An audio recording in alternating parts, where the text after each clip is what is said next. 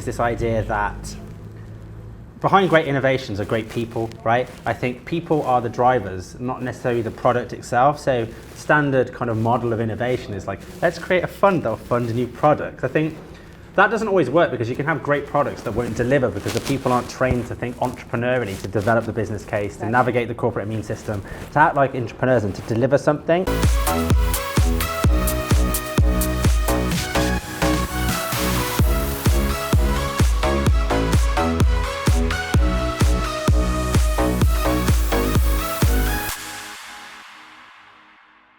So obviously innovation is something we're both passionate about. I mean, we are dedicating our out of work lives to studying a master's on the topic. So it would just be cool just to chit chat a little bit about some of your experiences in innovation, what your thoughts are on it, and just see if we can pull out any cool learns, because I know, as I said, it's something that we've invested time in, and something which, you know, I think is really important to the world. And obviously I'm going to take an angle towards entrepreneurship because, as you know, that's kind of my baby, that's my passion subject. So what does entrepreneurship mean to you?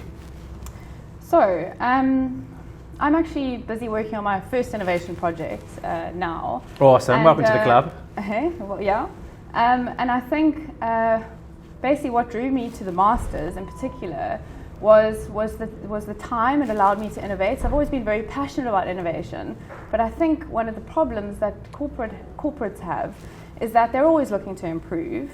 And I think innovation is a way to improve, but I think the problem is people are caught up doing their day jobs, and so therefore time presents itself as a huge issue.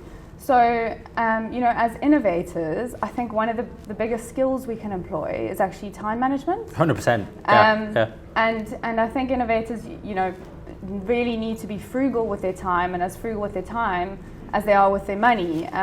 People tend to, you know, do what they deem to be the most important things first, whether that be their day jobs or looking after their children or whatever it is.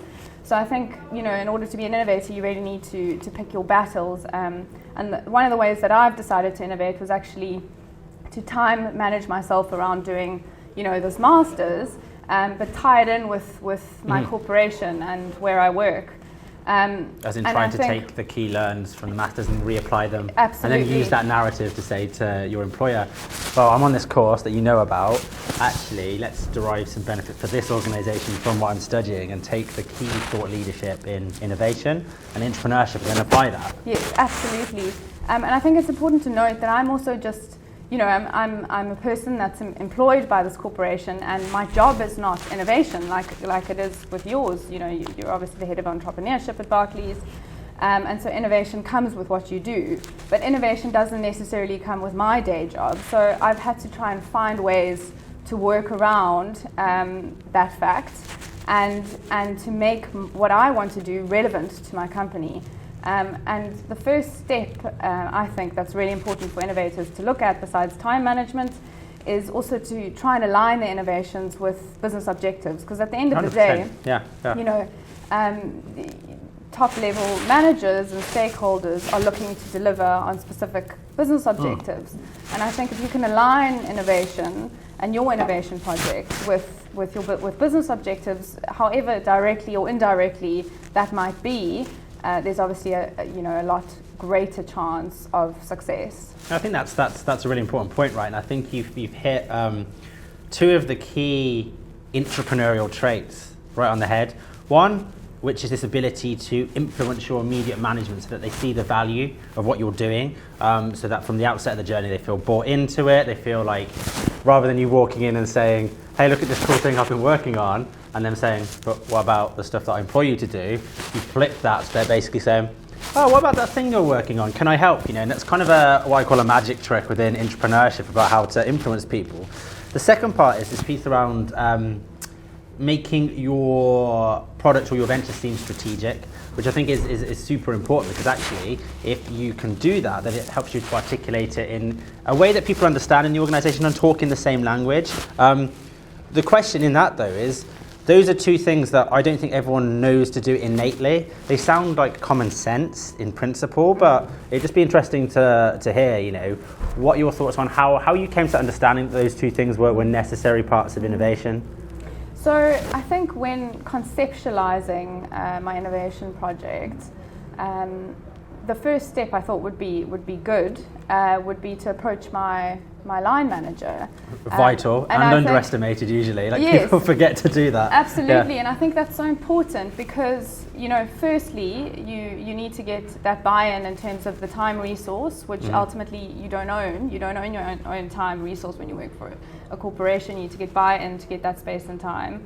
And secondly, your line manager has contacts and access to contacts and resources that you might not have, and so I think it's really important to kind of, you know, get that buy-in, and then from there you can start to find the right people to talk to, and I think really importantly as well is to get feedback from your customers. 100%. Because, you know, ultimately you need to be finding out what their pain points are and tweaking your product to the point that you know, it serves a specific need, and I think there's obviously the world has got lots of need, and I think if corporates do that, if all corporates try and, you know, address a certain need, then there'll be a lot less surplus in the world, and the world will be a lot more of an efficient place. So yeah. Absolutely. And I think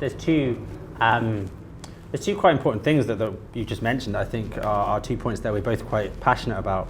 One of which I think is this idea that behind great innovations are great people, right? I think people are the drivers, not necessarily the product itself. So standard kind of model of innovation is like, let's create a fund that'll fund a new product. I think that doesn't always work because you can have great products that won't deliver because the people aren't trained to think entrepreneurially, to develop the business case, to navigate the corporate immune system, to act like entrepreneurs and to deliver something.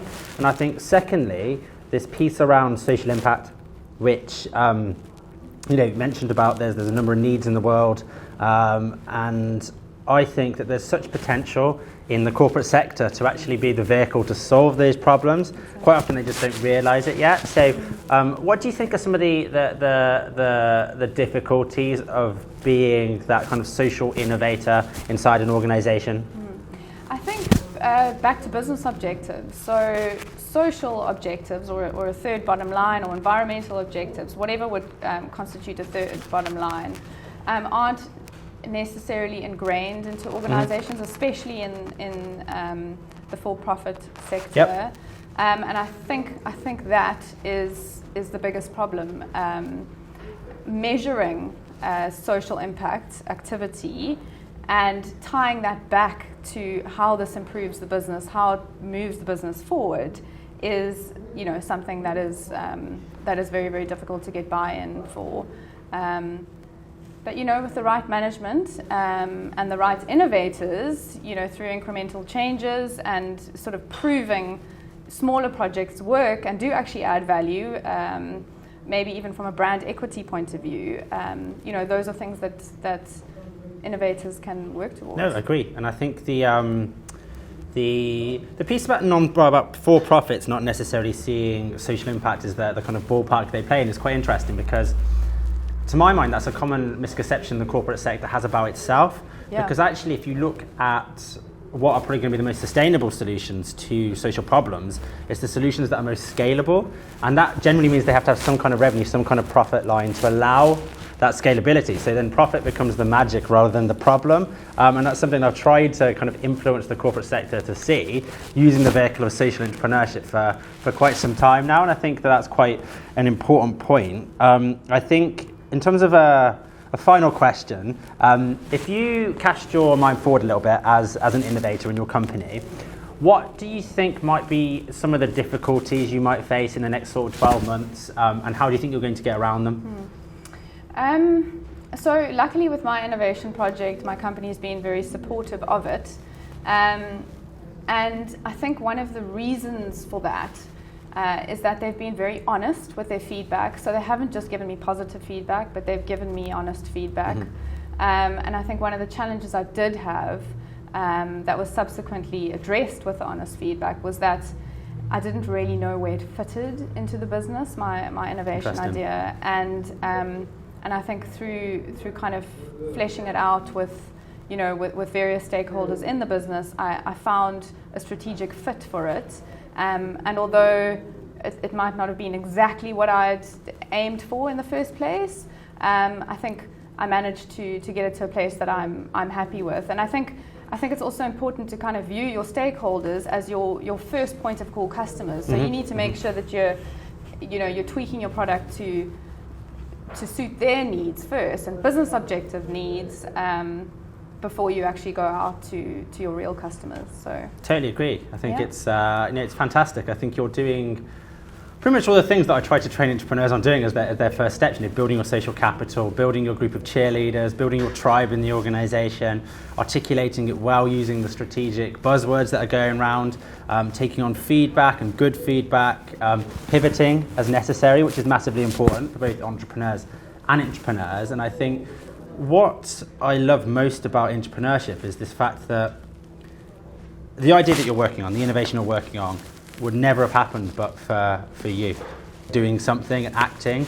And I think that's the message that we can leave as a sort of takeaway, is just this idea that people can drive change, either organizationally or socially, just if they actually have a go at it. You don't need to have a plan at the start. The plan makes itself up as you go through the journey, speak to people, and just have that perseverance to keep going and believe in yourself. So I think you're a great credit to the world of entrepreneurship, and I look forward to seeing where your journey takes you. Thank you. Yeah, I look forward to feeding back.